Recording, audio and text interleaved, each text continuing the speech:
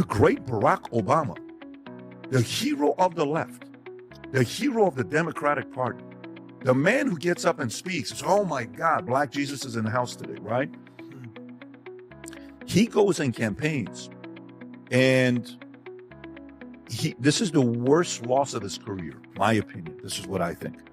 Worst loss of his, I think the worst night of his life was November 5th, November 6th, midnight. Worst day of his career. Horrible. You're seeing right now speculation with him, Jennifer Aniston. His wife wasn't at the Jimmy Carter, funeral.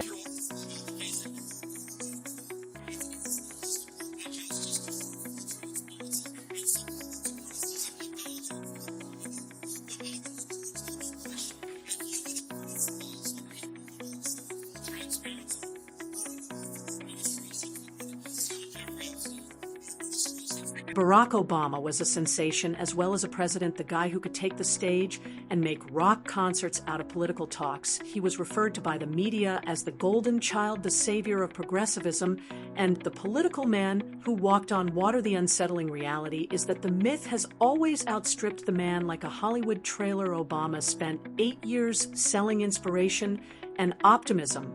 But when the credits rolled, Americans were left with more failed promises, more debt, and more divisiveness. J.D. Vance and Patrick Bet-David don't spend time on fan fiction. Obama's meticulously crafted image is shown to be that of a brilliant salesperson whose product failed to live up to the hype. But think you're Obama, okay? First go from the Obama's lens. Okay. Obamas are sitting there having to hear people compare Kamala to Obama. Crazy. Do you know what that does to Obama? Do you know Obama is sitting there saying, shut the, that's what Obama's saying internally, right? First of all, I don't believe, whether you agree with me or disagree with me, whether you agree with Donald Trump or disagree with him, I don't believe in hectoring voters. I believe in persuading voters. Your support is not something I'm given or something I'm owed. It's something you got to go out there and work for. So one, I just don't like the tone of going in. I mean, look, the better question for Barack Obama or anybody to ask is not why black men. It's not how dare you not vote for Kamala Harris. It's maybe they're thinking about voting for Donald Trump because they're sick of being censored. They're sick of. Consider how the people was persuaded to support Barack Obama. The calm, cool thinker racial divisions will be bridged by the first black president, the global leader, who would restore America's standing overseas. It sounds ideal, doesn't it? The only issue is that none of it made it through touch with reality. The wars continued, tensions between races erupted, the foreign policy fell into a state of indecision. Additionally, the economy struggled through the most gradual recovery in contemporary history. J.D. Vance and Patrick Bet-David dispel the adoration by pointing out that Obama's greatest strength was branding rather than governance. He was skilled at making you believe, sounding nice and looking good. However, the results were shamefully thin when it came time to deliver. Instead of clothing the emperor, had remarks. Go back to it. You can do that. We don't have to agree politically. I still want to find a way for us to be able to hear each other out and disagree on policies, and I want to see them be together. I don't root for them to not make it. You want to see them make it. However, body language, these guys haven't been living together for a long time. I mean, when he's going and having breakfast with his girls and the wife is not there and he's going to funerals and traditional presidential, things that you have to be part of, and she's not there at Jimmy Carter's funeral.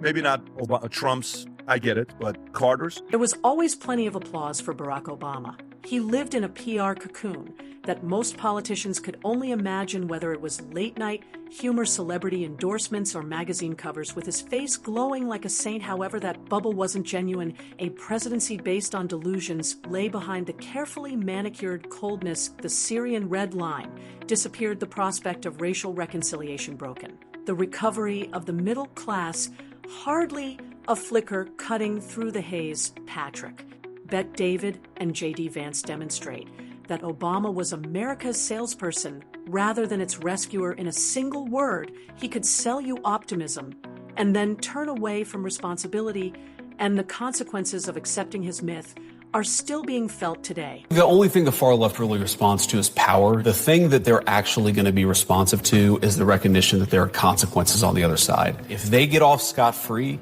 if they're never investigated, if they're never prosecuted when they violated the law, then they're just going to come back and do the exact same thing again. And there are a few different ways, of course. So it's the big tech companies that were censoring conservatives. They've got to know that's not going to be allowed. The same factor is consistently invoked by Obama supporters. His speeches, the flawless delivery, the lofty language, and the unique ability to dominate a room. Yes, he did sound fantastic.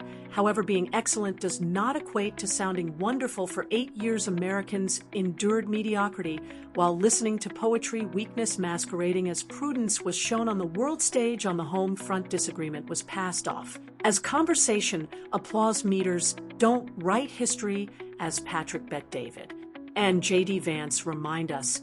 It is composed of outcomes. Furthermore, Obama is not a political titan. If you judge him by the scoreboard rather than his catchphrases, you discover a high-achieving individual who confused branding with leadership. It was a powerful spectacle. The results weren't. She sounds like the way MAGA feels with Trump when he talks about Epstein. How upset they are at Trump about Epstein. The Democrats are upset at Obama because they're saying you're doing this. They're putting the responsibility on him, right?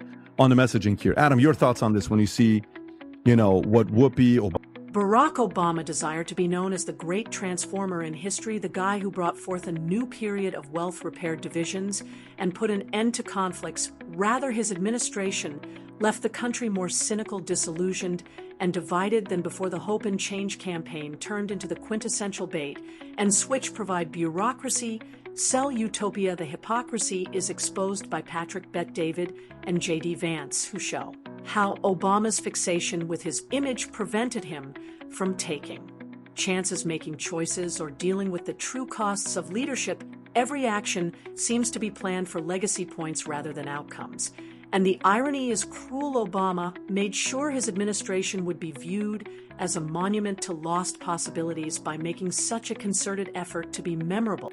For 4 years, under Joe Biden's Department of Justice, the media didn't give a damn about the Epstein files or about the Epstein case. For literally 20 years, the story about this scumbag, and he is a scumbag pedophile, Jeffrey Epstein, he's dead now, but for 20 years, you had Obama and George W. Bush's Department of Justice go easy on this guy. They didn't fully investigate the Democrats compared Obama to every other contender. For years, they want the atmosphere, the talks, the coolness, and the enchantment once more. But you know what? Obama is no longer able to measure up to him. There are now fissures everywhere because the myth surpassed the guy. His absence from significant occasions raises questions. He comes out as patronizing to voters every year that goes by, makes his legacy seem more precarious. J.D. Vance and Patrick Bet-David don't get into the nostalgia, they explore the truth, which is that Obama's administration was a well-planned show rather than a golden period. The man behind the magazine covers and the camera flashes was more concerned with how history books would portray him than with how actual Americans would fare under his policies. Visually, he's changed. I like to say visually as opposed to from the look standpoint, because of course looks don't matter anymore in politics. Looks don't matter. Doesn't make any difference, right? Because we want to be politically correct, but they do matter. But he's changed. His look has changed actually quite a bit. I haven't seen him in a long time. And by the way, Rob, I think that's even 4 years ago. I think it's even more than it is Well, no, today. but the statement you just made was a couple of days ago. And It was a couple of days ago. And it's similar to the statement he made back in 2012 when he told business owners, you didn't build that. Remember when he said that? I don't know if you remember that whole comment. I think this is the speech, Rob, if you want to play this. You got a business. You didn't build that. Somebody else made that happen. This becomes a pattern of 3 words best describe Barack Obama's presidency: branding above content. He became the ultimate marketer and made politics into a commodity. And it worked for a time. The product was purchased. They took the slogans seriously. The phrases about transformation and optimism were repeated. Then reality set in. Obamacare turned into a nightmare of red tape. Foreign policy devolved into a series of compromises. Elites thrived. As the economy faltered, Patrick Bet-J.D. Vance and David are here to break through the hype and remind us that true leadership is about delivering, not about selling. Furthermore, Obama's administration appeared to be a disappointing follow-up rather than a revolution in terms of delivery. the recent movie Leave the World Behind. Anybody saw that movie there? Oh, okay. Yeah, all these am I watching a movie or is this a documentary realistic thing? And then I'm seeing Mark Zuckerberg just spent $100 million building a house in Hawaii with a nuclear bunker. What does he know that the rest of the world doesn't know about? Talk about the timing. Oh, accidentally, coincidentally, a week after that movie comes out, a new movie comes out. What's the name of that movie? Civil War. Leave the world behind. Our power grid in America hasn't been updated. 75% of it hasn't been updated in 50 years. And you're kind of talking about that. Then you're pitting whites against blacks. There's a line in the movie that says, Dad, you know if something goes down, we can't trust these white people. I know that's something both you and Mom agree on. Why do you put that line in the movie, Barack? And you were helping. Imagine delivering a pamphlet despite making a promise to the globe that sums up Barack Obama's legacy. He was the politician who could transform words into scripture, the maestro of promise. However, his presidency failed. When it came time to take action, wars went on instead of ending. Instead of healing, divisions grew deeper. Additionally, the economy faltered rather than roared back. J.D. Vance and Patrick Bet-David reveal the unsettling reality. Obama was the illusion rather than the answer he stood for. What people wanted to think politics was about rather than what politics did in reality. Furthermore, America did not advance under the Obama administration. America began to wonder why they had ever fallen for the fiction in the first place. To Trump's accusation of treason, outrageous. Let me read this to you, and Thomas Ellsworth. I'm coming to you first, so please be prepared with all your notes. Ready? Obama's office spokesperson, Patrick Rodenbush, great first name, rejected the office of the Director of National Intelligence. Reports claim that senior Obama administration officials orchestrated the Russia collusion hoax, stating, out of respect for the office of the presidency, our office does not normally dignify the constant nonsense and misinformation flowing out of this White House. Obama is a powerful myth, the first black president, the world-renowned figure, the persuasive orator who pledged to bring America together. Myths, however, are brittle when put to the test by reality. They break down. Furthermore, Obama's real life is very different from the myth. His administration seems like a collection of unresolved tales, from the failed Red Line in Syria to the turmoil in Libya, from the slender economic recovery to the deepening cultural rifts.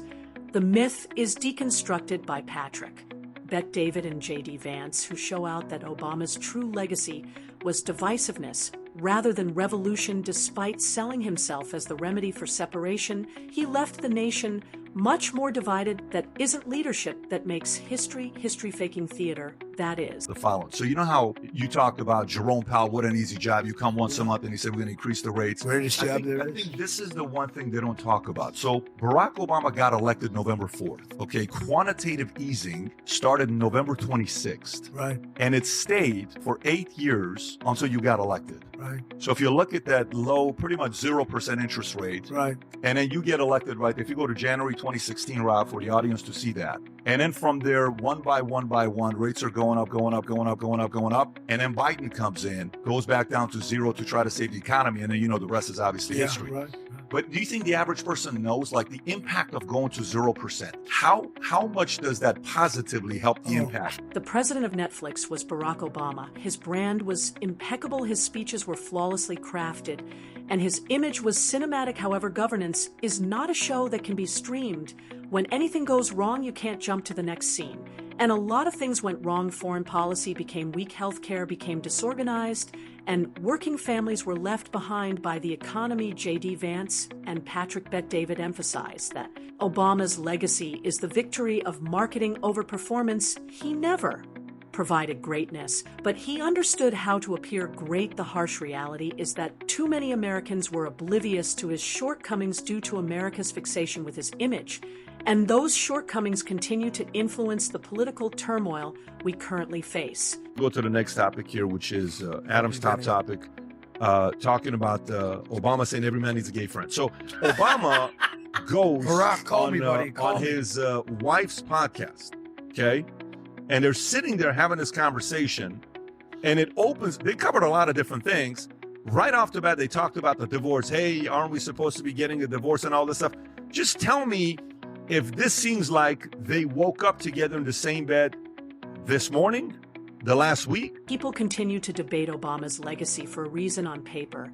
He was young, smart, and historic, everything America believed it desired, but there is no denying the fissures under the surface. His time was a case study of lost opportunities rather than the glorious chapter history books promised. The conflicts continued, the economy hardly made any progress, the political rift only deepened. J.D. Vance and Patrick Bet-David cut through the nostalgia and remind us that Obama's reputation was based on his story, not his accomplishments. He was the principal marketer rather than the chief healer. Millions of Americans who fell for the excitement are still disappointed by the grim reality of his leadership, even if the speeches will always be available on YouTube. Last point I want to make is, I got to say, and shocker, newsflash here, I've defended Kamala Harris once. I'm about to defend Barack Obama once.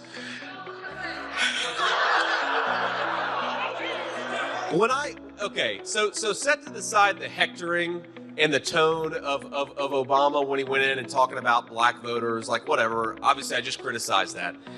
You know what I was watching him talk? You know what I thought to myself is, agree or disagree, and obviously I disagreed with about 99% of what he did when he was in office.